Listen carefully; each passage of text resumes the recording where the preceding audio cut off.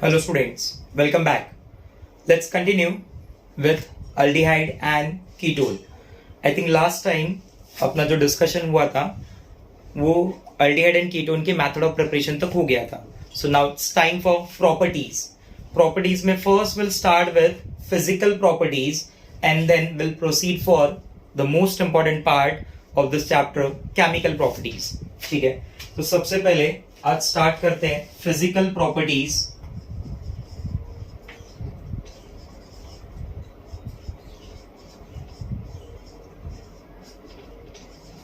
Physical properties of aldehyde and ketone.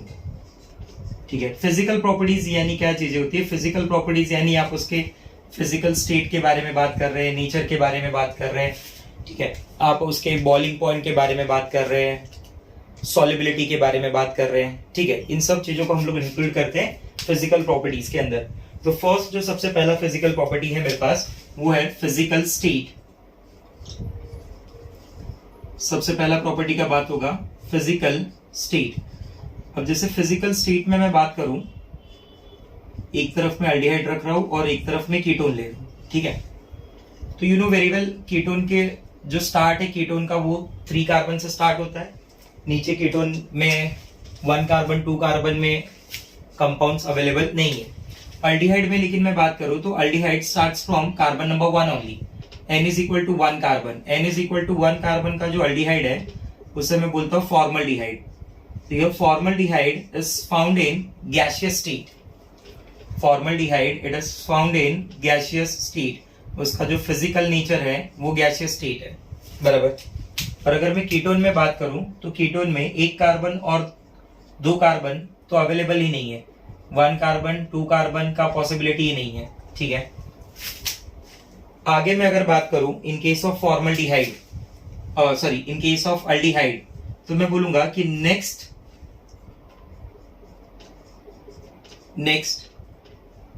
11 members, बराबर. Formaldehyde के बाद के आगे के जो 11 मेंबर्स हैं अल्डिहाइड के केस में, बराबर, they are found in liquid state. They are found in liquid state. जो नेक्स्ट 11 मेंबर है ना उनके लिए मैं बोलूंगा they are colourless volatile, they are colourless volatile liquids. whereas in case of ketone from n is equal to 3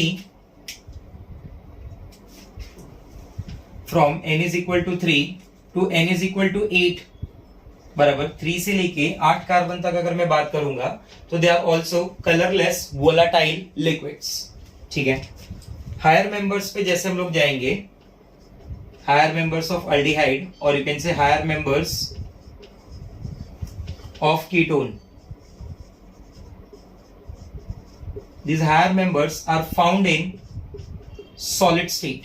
These higher members are found in solid state. बराबर. तो physical state में सबसे पहला पॉइंट क्लियर हो गया कि only formaldehyde is found in gaseous state. Among aldehyde and ketone only formaldehyde is found in gaseous state. Rest अब आगे अगर मैं बात करूं तो up to 11 members they are found in liquid state and higher members are found in solid state. Whereas in case of ketone gaseous state में कोई भी नहीं है. ठीक है, 3 कार्बन से 8 कार्बन तक वाले जितने भी they are found in liquid state. They all are colorless volatile liquids and higher members are found in solid state. अगर सेकेंड में बात कर रहा हूं ओडर के रिलेटेड, ठीक है, smell, either you say odor or you say smell. तो इन केस ऑफ स्मेल अगर मैं अल्डिहाइड की बात करता हूं तो इन केस ऑफ अल्डिहाइड जो लोअर मेंबर्स हैं,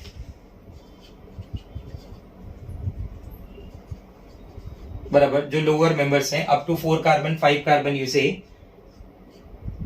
up to 4 carbon and 5 carbon, इनके बारे में अगर मैं बात करूं, दे गिव अनप्लीजेंट ओडर. बराबर, ये सब याद करने वाली चीजें, ठीक है, जो आपको याद करके रखना होगा. whereas higher members they give fruity, ठीक है, फ्रूटी, पीने वाला फ्रूटी नहीं, फ्रूटी ओडर, बराबर, उनकी जो ओडर होगी वो फ्रूटी होगी. Whereas in case of ketone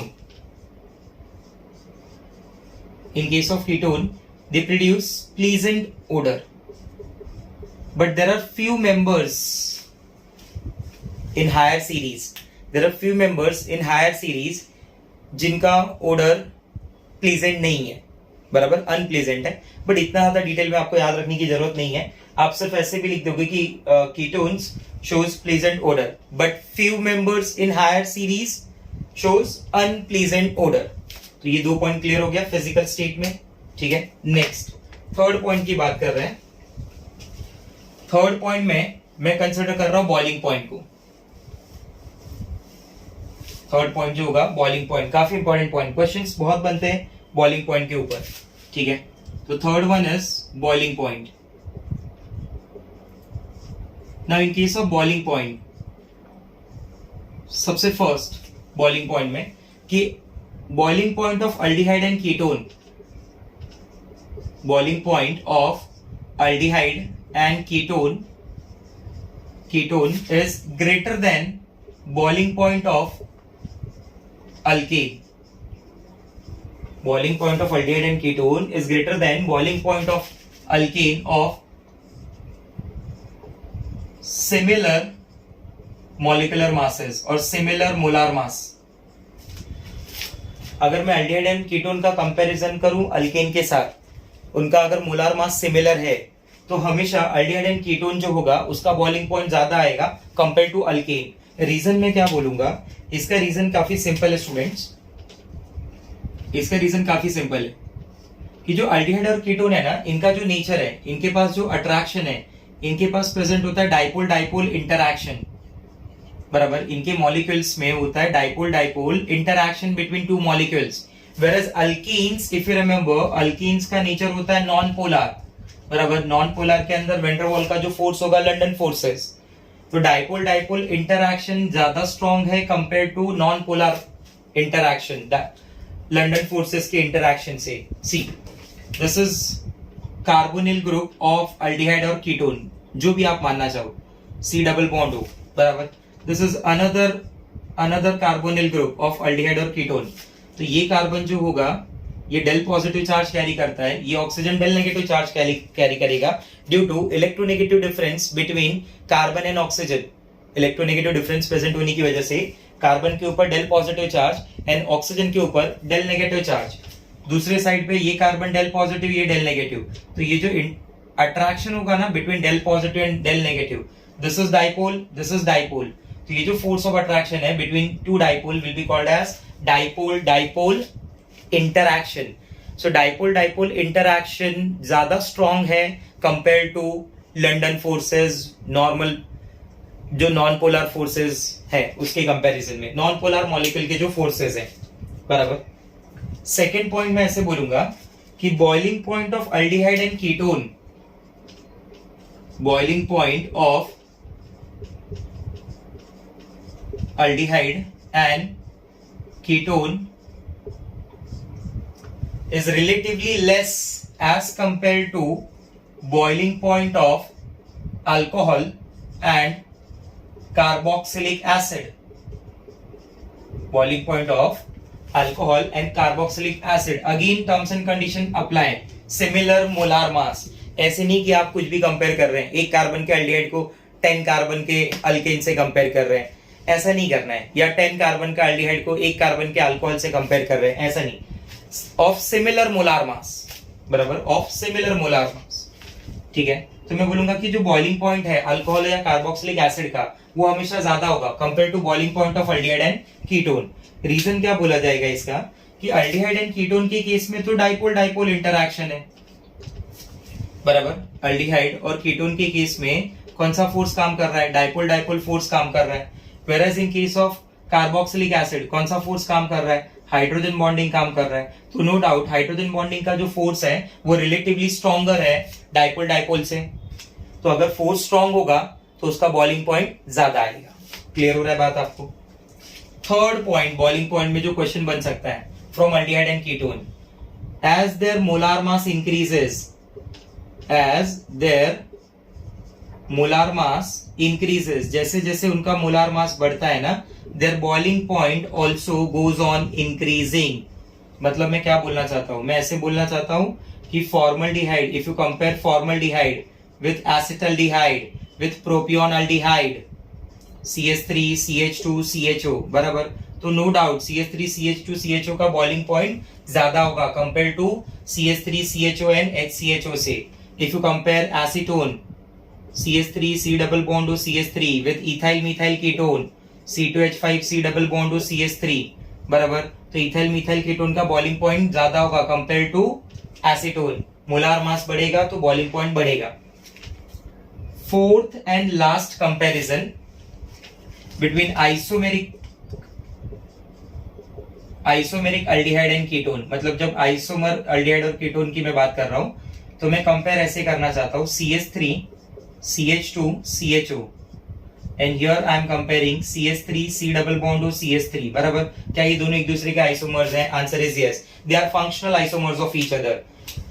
isomers के केस में अगेन कीटोन ज्यादा होगा कंपेयर टू अल्डिहाइड, बराबर. हम लोग बोलते हैं कि कीटोन ज्यादा होगा कंपेयर टू अल्डिहाइड. बात समझ रहे हैं आप मेरी? ठीक है. इसका रीजन मैं क्या बोलूंगा, अब पूछेंगे सर कितना ज्यादा होगा, तो स्लाइटली 5 डिग्री 10 डिग्री का फर्क होगा, बहुत ज्यादा से ज्यादा. दोनों के बीच का जो डिफरेंस होगा वो 5 डिग्री 10 डिग्री मैक्सिमम डिफरेंस होगा between aldehyde and ketone. But remember, isomeric ketone जो होगा उसका बॉइलिंग पॉइंट स्लाइटली ग्रेटर होगा कंपेयर टू अल्डिहाइड. ठीक है. रीजन ऐसा बोला जाता है कि जो कीटोन है उसके पास कार्बोनिल ग्रुप के सराउंडिंग में 2 अल्काइल ग्रुप्स प्रेजेंट है. ये अल्काइल ग्रुप क्या करते हैं, इलेक्ट्रॉन डोनेट करते रहते हैं. किसकी तरफ? कार्बन की तरफ, बराबर. और उनके इलेक्ट्रॉन डोनेट करने की वजह से ये जो पार्ट होता है वो ज्यादा से ज्यादा पोलार होता जाता है. ठीक है. ये रीजन हो जाएगा between isomeric aldehyde and ketone. तो ये 4 केसेस बनेंगे बॉइलिंग पॉइंट से. Boiling point of aldehyde and ketone greater than alkene. Boiling point of aldehyde and ketone lesser than alcohol and carboxylic acid. Third one, as their molar mass increases, their boiling point goes on increasing. And fourth one, between isomeric aldehyde and ketone, ketone will have more boiling point compared to aldehyde. ठीक है. Next, fourth one is, चौथा physical property है regarding solubility. Fourth property is regarding solubility.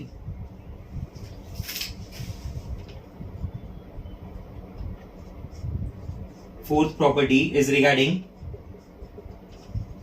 solubility. Solubility में ऐसा बातचीत कर रहे हैं हम लोग कि अल्डिहाइड एंड कीटोन्स, अगर मैं इनके solubility का बात करूं, बराबर, अल्डिहाइड एंड कीटोन्स अगर मैं इनके solubility का बात करूं तो अप टू 4 कार्बन अल्डिहाइड और कीटोन्स, बराबर, they are miscible with water. बात समझ रहे हैं आप मेरी? They are miscible with water. मतलब 4 कार्बन तक सॉल्युबिलिटी है, 4 कार्बन तक सॉल्युबिलिटी है, बराबर. ये मिसेबल विथ वाटर होने का रीजन क्या बोला जाएगा? रीजन बोला जाएगा कि they give hydrogen bonding with water molecules.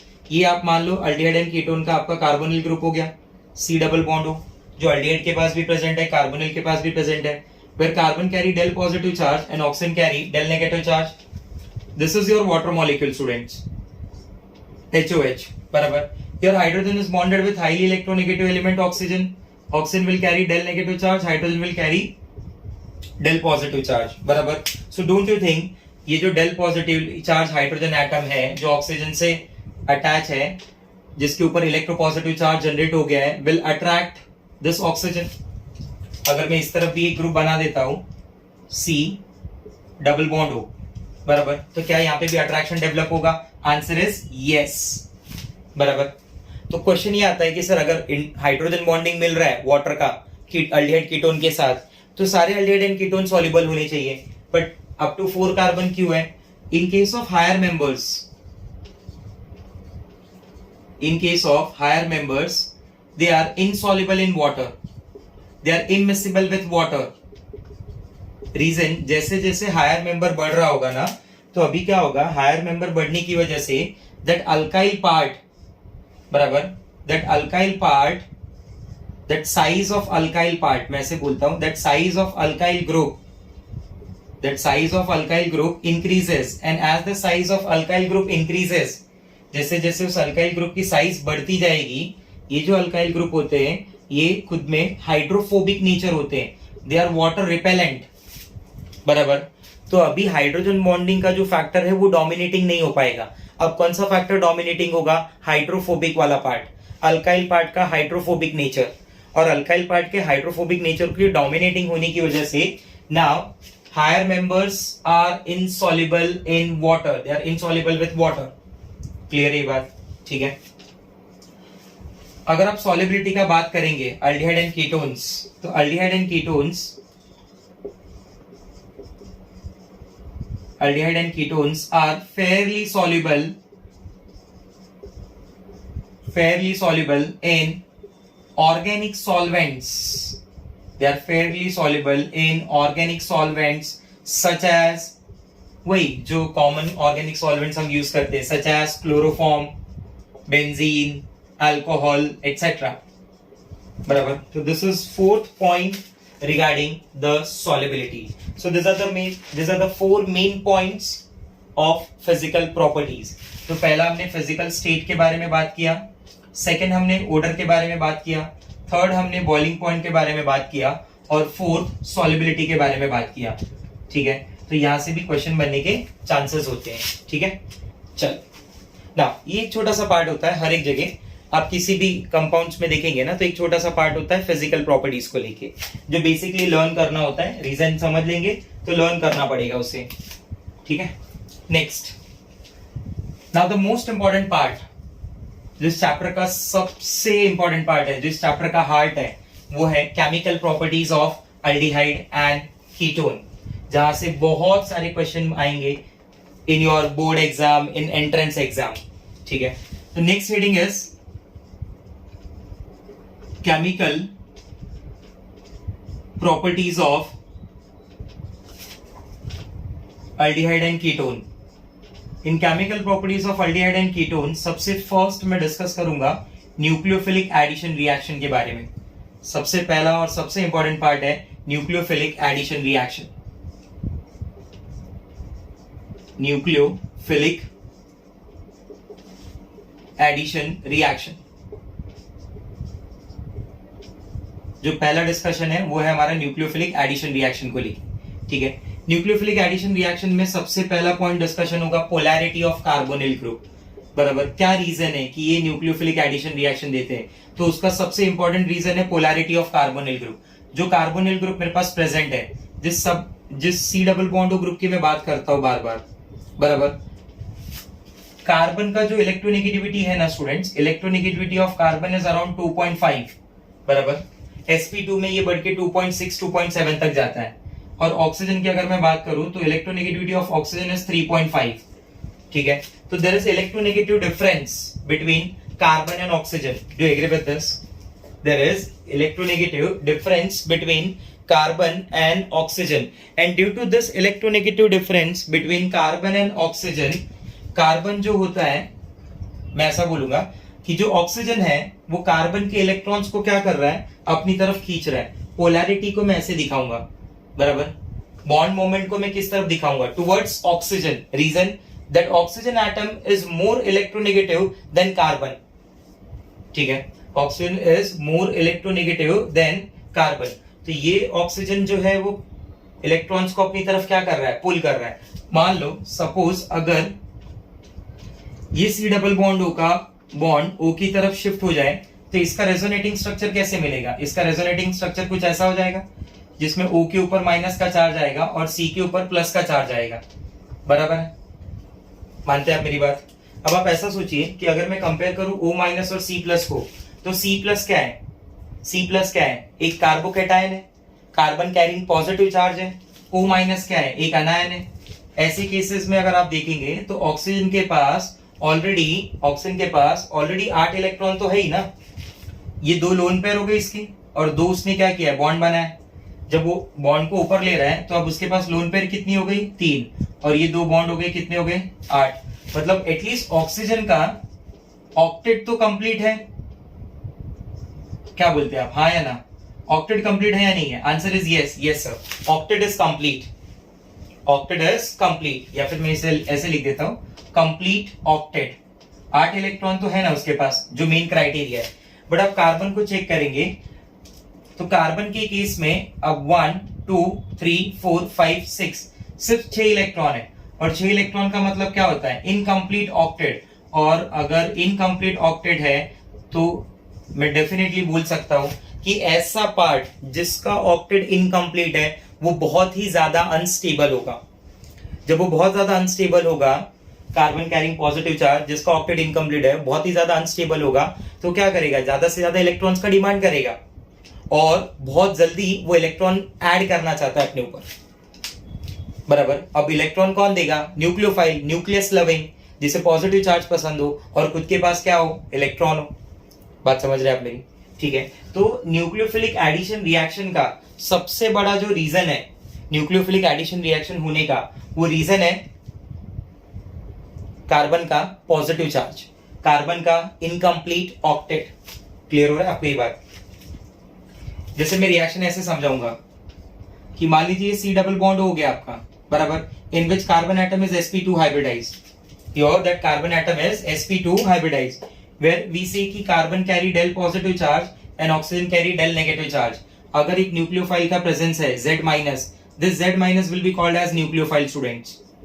This Z minus will be called as nucleophile, बराबर।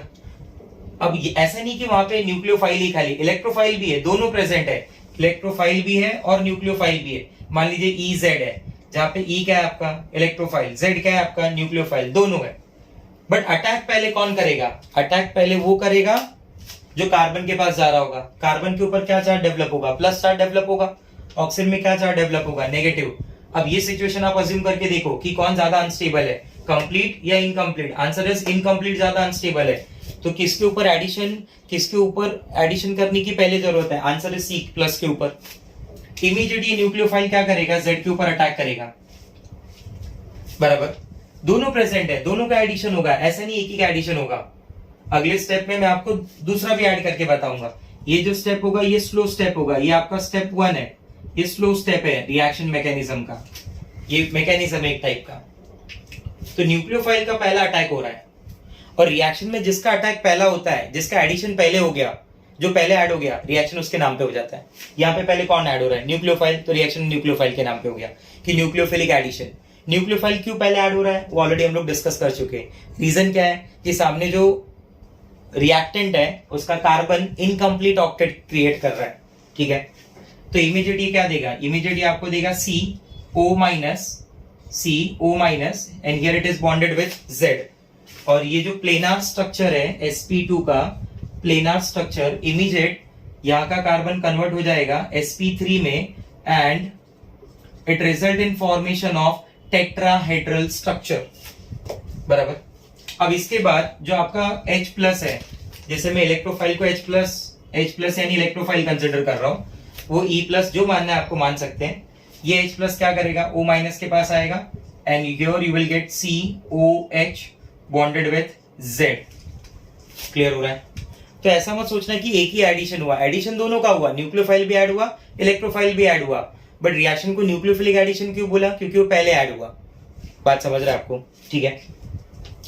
नाउ इन सम केसेस ना, जैसे मैं अमोनिया की बात करूं, अमोनिया के डेरिवेटिव्स की बात करूं, इवन इन अल्कोहल ऑल्सो, उनके जो न्यूक्लियोफाइल होते हैं ना स्टूडेंट्स, वो काफी वीक होते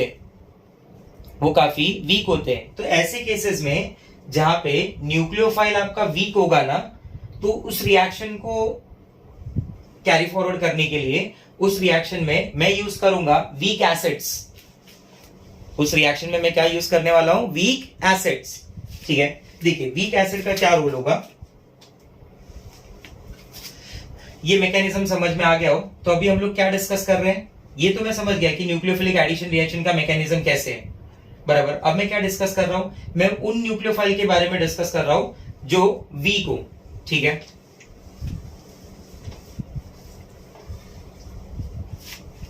So here I will write in case of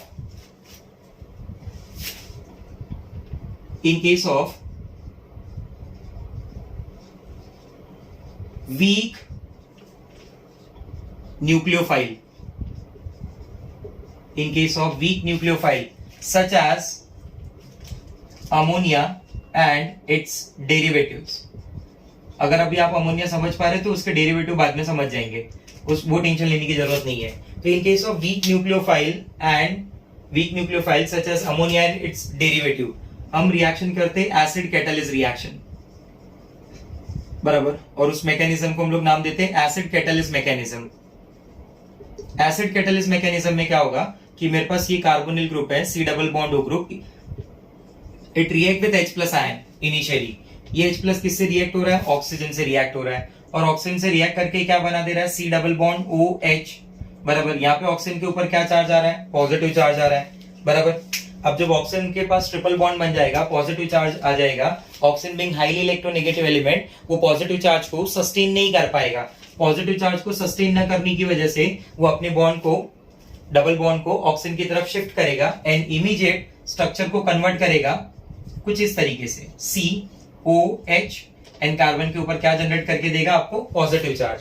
और एक बार कार्बन के ऊपर पॉजिटिव चार्ज जनरेट हो गया, एक बार कार्बन के ऊपर पॉजिटिव चार्ज जनरेट हो गया, तो जो आपका वीक न्यूक्लियोफाइल है, जो आपका वीक न्यूक्लियोफाइल है, ये इजीली अटैक कर सकता है कार्बन के ऊपर, दैट पॉजिटिवली चार्ज कार्बन के ऊपर अटैक करेगा and it result in formation of OH nucleophile. Product की फॉर्मेशन में कोई डिफरेंस नहीं आया, प्रोडक्ट की फॉर्मेशन में कोई डिफरेंस नहीं आया, सिर्फ बोलने में क्या डिफरेंस है कि अगर स्ट्रॉन्ग न्यूक्लियोफाइल है तो उसमें एसिड कैटालिस करने की जरूरत नहीं है। वो strong nucleophile C del positive के ऊपर भी अटैक कर लेगा, लेकिन अगर न्यूक्लियोफाइल वीक है तो उसे C+ डेवलप करके मिलेगा, बराबर। वो C+ कैसे डेवलप करके मिलेगा?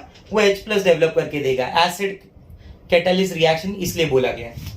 बात समझ में आ रही है आपको? ठीक है।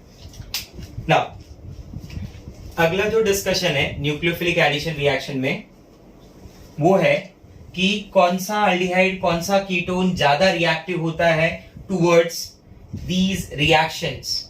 The next is number C, relative reactivity of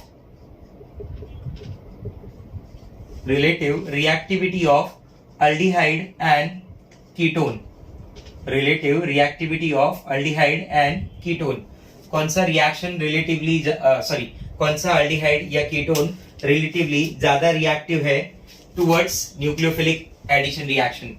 Generally, aldehydes are more reactive. Students, generally aldehydes are more reactive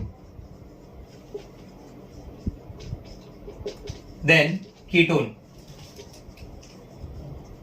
अगर मैं बात करूं तो अल्डिहाइड जो होते हैं ना स्टूडेंट्स, वो उनकी रिएक्टिविटी रिलेटिवली ज्यादा है किससे?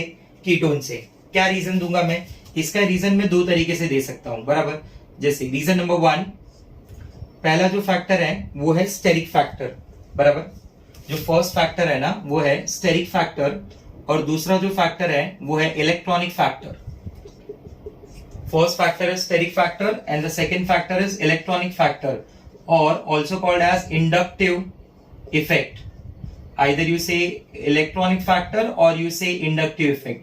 ये दो रीजन है जो रिस्पॉन्सिबल है अल्डिहाइड के ज्यादा रिएक्टिव होने का कंपेयर टू कीटोन। जैसे स्टेरिक फैक्टर में समझिए कि ये हो गया आपका RC डबल बॉन्ड OR, बराबर, जहां पे कार्बोनिल ग्रुप के पास carbonyl group is surrounded by 2 groups, बराबर। लेकिन अगर मैं वही अल्डिहाइड में बात करूं तो अल्डिहाइड में वो ग्रुप एक ही से सराउंडेड होगा, बराबर। ये मान लो कि ये दो अगर बड़े बड़े अल्काइल ग्रुप आ गए तो न्यूक्लियोफाइल को अटैक करने के लिए जगह नहीं मिलेगी, बराबर। स्टेरिक वर्ड का मतलब ही वही होता है ना, स्टेरिक हिंड्रेंस। आपने सुना है इस बारे में कि अगर दो बड़े बड़े ग्रुप आए तो न्यूक्लियोफाइल को अटैक नहीं करने दे रहे। बट इस केस में तो क्या होगा, एक ही तरफ ग्रुप आएगा, दूसरी तरफ तो हाइड्रोजन छोटा एटम है, ये इजीली अटैक कर लेगा। तो ये क्या बोलता है कि स्टेरिक फैक्टर के हिसाब से क्या समझ रहे हैं कि अल्डिहाइड की रिएक्टिविटी कीटोन से ज्यादा होगी। इलेक्ट्रॉनिक फैक्टर का क्या बोलना है? इलेक्ट्रॉनिक फैक्टर को मैं ऐसे समझाता हूं, RC डबल बॉन्ड OR, और ये हो गया RC double bond O single bond H। आप ऐसा मान लो कि ये डबल बॉन्ड का बॉन्ड ऑक्सीजन की तरफ शिफ्ट हो गया, ये O पे माइनस और C पे प्लस आ गया। इस डबल बॉन्ड का O भी ऊपर की तरफ मैंने शिफ्ट कर दिया, O पे माइनस और C पे प्लस बना दिया। Now that carbon carrying positive charge now that carbon carrying positive charge, ये माइनस है और ये प्लस है, that carbon carrying positive charge, जिस कार्बन के ऊपर पॉजिटिव चार्ज है वो किस बात का डिमांड करेगा? That carbon carrying positive charge it demands for electron, it demands for electron. तो उसकी डिमांड के लिए there are two alkyl groups, there are two alkyl groups जो उस कार्बन को हेल्प कर सकते हैं, इलेक्ट्रॉन देके हेल्प कर सकते हैं। Students getting my point? But aldehyde के केस में there is only one alkyl group, there is only one alkyl group which show plus I effect, whereas in case of ketone, ये जो भी मैं बात कर रहा हूं ना अभी एलिफेटिक अल्डिहाइड एंड कीटोन के बारे में बात कर रहा हूं। लेट मी क्लियर, एलिफेटिक, ये अभी मेरा डिस्कशन एलिफेटिक को लेके हो रहा है, ठीक है?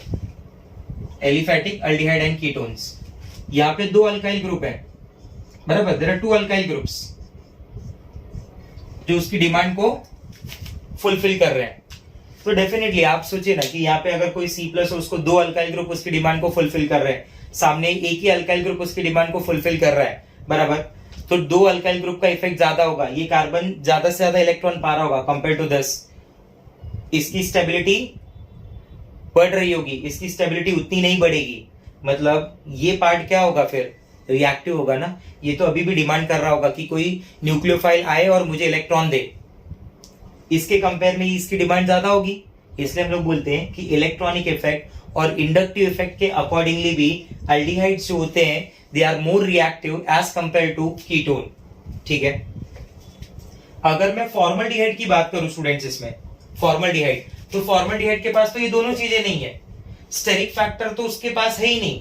कैसे नहीं है steric factor? Check this, in case of formaldehyde that carbonyl group is surrounded by two hydrogen atom, and you know very well size of hydrogen is very small, वो हाइड्रोजन का साइज कितना है? इतना है, इतना, समझ रहे मेरी बात? और दूसरा, इस C प्लस के लिए अगर मैं इसी तरीके से इसको भी लिख दूं तो इस C प्लस के लिए, ठीक है, ये माइनस प्लस मैंने जनरेट किया था आपके अंडरस्टैंडिंग के लिए, ठीक है? अगर मैं ऐसे ही C प्लस और O माइनस यहाँ पे भी जनरेट करूं तो मुझे सिर्फ दो हाइड्रोजन मिल रहे हैं, कोई भी इलेक्ट्रॉन डोनेटिंग ग्रुप नहीं है, वहां पे तो जीरो प्लस आई ग्रुप मैं बोलूंगा, यहाँ पे एटलीस्ट मैं एक तो बोल रहा था, यहाँ पे तो मैं जीरो बोलूंगा, तो इसकी रिएक्टिविटी क्या होगी? बहुत ज्यादा होगी, इसका कार्बन तो सबसे ज्यादा अनस्टेबल होगा, वो तो सबसे पहले चाहेगा कि कोई न्यूक्लियोफाइल आए और उस पर अटैक करे। सो रिएक्टिविटी में मैं बोलूंगा कि फॉर्मल्डिहाइड का रिएक्टिविटी सबसे ज्यादा होगा। आफ्टर फॉर्मल्डिहाइड अल्डिहाइड, और अल्डिहाइड के बाद आएगा कीटोन। ये जो भी हमने डिस्कशन किया ये सब डिस्कशन है एलिफेटिक अल्डिहाइड एंड कीटोन के रिलेटेड, एलिफेटिक पार्ट के रिलेटेड। बातें क्लियर हो रही है आपको? ठीक है, चलिए नेक्स्ट, अगला जो डिस्कशन है वो डिस्कशन होगा relative reactivity of aldehyde and ketone, but this time aromatic part.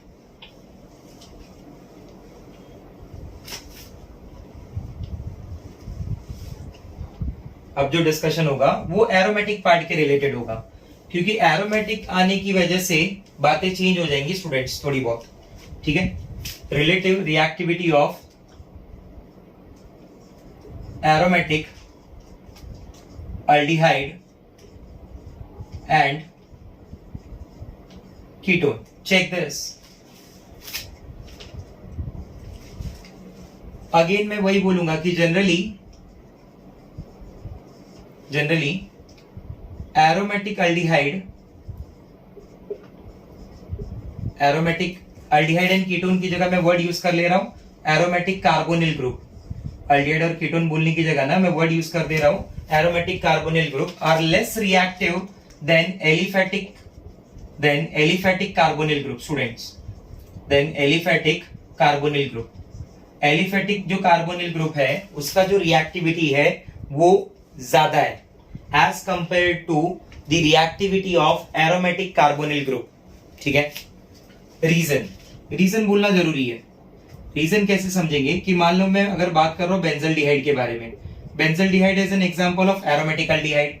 Benzene ring containing C double bond और सिंगल बॉन्ड H, बराबर। C double bond H group directly किससे अटैच है? बेंजीन रिंग से। This is pi bond sigma bond pi bond, कुछ याद आ रहा है? Pi sigma pi, pi sigma pi. Condition, conjugation, कुछ याद आया? ये रेजोनेंस कॉन्जुगेशन की कंडीशन को क्या कर रहा है? सेटिस्फाई कर रहा है, बराबर। It will give you resonating structure. Check this, C double bond O single bond H. Board exam में कभी कभी वो आपको रेजोनेटिंग स्ट्रक्चर भी ड्रॉ करने के लिए देता है, ठीक है, एग्जाम में। ये मैं बोलूं कि ऑक्सीजन अगर इस तरफ शिफ्ट हो गया तो इमीडिएट क्या होगा? ये बॉन्ड अंदर आएगा। जैसे ये बॉन्ड अंदर आएगा, these two pi bond will remain as it is। Carbon के इलेक्ट्रॉन बॉन्ड कम हो गया तो ये पॉजिटिव चार्ज जनरेट करेगा। Immediate this single bond becomes double bond. Check this, immediate single bond double bond में कन्वर्ट होगा। ये H होगा, ये ऑक्सीजन के ऊपर माइनस का चार्ज आएगा, बराबर। ये रेजोनेंस आगे कंटिन्यू होगा। Pi bond and positive charge, pi bond and positive charge. ये पाई बॉन्ड को मैं ऐसे दिखाऊंगा। पाई बॉन्ड और पॉजिटिव चार्ज का मूवमेंट कैसा होता है? पाई बॉन्ड और पॉजिटिव चार्ज का मूवमेंट अपोजिट होता है, ऐसा आप समझिए। ये pi bond as it is होगा, ये पाई बॉन्ड पॉजिटिव चार्ज की तरफ आया। Now this positive charge get neutralize, वो पॉजिटिव यहाँ पे जनरेट हो जाएगा, बराबर। ऊपर का पोजीशन एज इट इज बना रहेगा। This is resonating structure number 1, this is resonating structure number 2, this is resonating structure number 3, बराबर। अब ये पाई बॉन्ड और ये पॉजिटिव चार्ज को देखिए, ये पीछे की तरफ आएगा। Now here what you will get? This pi bond will remain as it is। ये पाई बॉन्ड इधर आया, पॉजिटिव चार्ज को न्यूट्रलाइज किया। ये कार्बन डेफिशिएंट हो गया, इस कार्बन के ऊपर प्लस का चार्ज आ गया, बराबर। Double bond C, single bond H, here it is bonded with O minus. ये पाई बॉन्ड फिर पीछे की तरफ आएगा, बराबर। ये पाई बॉन्ड पीछे की तरफ आएगा, ये नेगेटिव चार्ज वापस कार्बन के पास आ जाएगा and you will get finally a structure like this. तो क्या मैं आपसे ऐसा पूछूं कि जो कार्बन है उसके पॉजिटिव चार्ज को न्यूट्रलाइज किया जा रहा है बार बार, बराबर। This is structure number 4, this is structure number 5 and you know very well कि इंडक्टिव इफेक्ट जो C प्लस को स्टेबलाइज कर रहा था उससे कहीं ज्यादा पावरफुल है रेजोनेटिंग इफेक्ट, बराबर। इस रेजोनेंस होने की वजह से हम लोग बोलते हैं कि जो एरोमेटिक एल्डिहाइड्स होते हैं, एरोमेटिक कार्बोनिल ग्रुप होते हैं, बराबर, दे आर मोर स्टेबल। अगर वो ज्यादा स्टेबल होंगे तो डेफिनेटली उनकी रिएक्टिविटी कम होगी, बराबर। अब जैसे मैं अगर बात कर लूं benzene ring containing C double bond और सिंगल बॉन्ड CH3, बराबर।